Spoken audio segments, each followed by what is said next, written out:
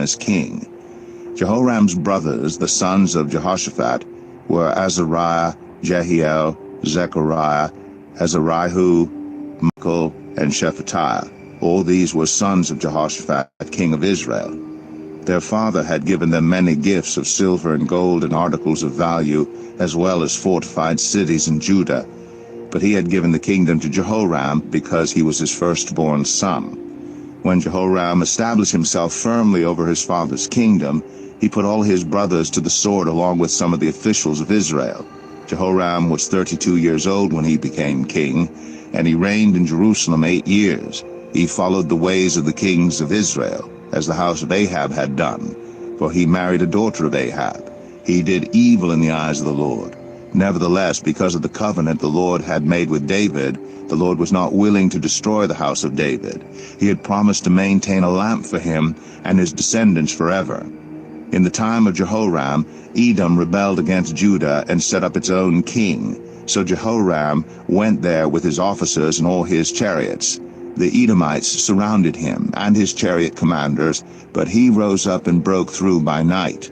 To this day Edom has been in rebellion against Judah. Libnah revolted at the same time because Jehoram had forsaken the Lord, the God of his ancestors. He had also built high places on the hills of Judah, and had caused the people of Jerusalem to prostitute themselves, and had led Judah astray. Jehoram received a letter from Elijah the prophet, which said, "This is what the Lord, the God of your father David, says.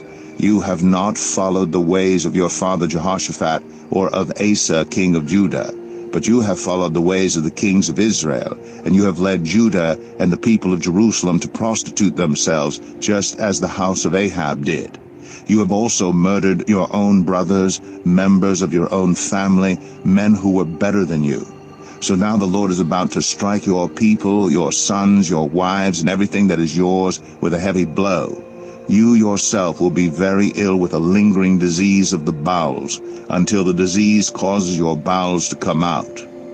The Lord aroused against Jehoram the hostility of the Philistines and the Arabs who lived near the Cushites. They attacked Judah, invaded it, and carried off all the goods found in the king's palace, together with his sons and wives. Not a son was left to him except Ahaziah the youngest.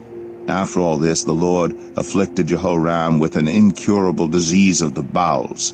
In the course of time, at the end of the 2nd year, his bowels came out because of the disease, and he died in great pain. His people made no funeral fire in his honor, as they had for his predecessors.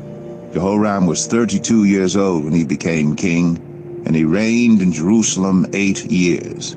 He passed away, to no one's regret, and was buried in the city of David, but not in the tombs of the kings.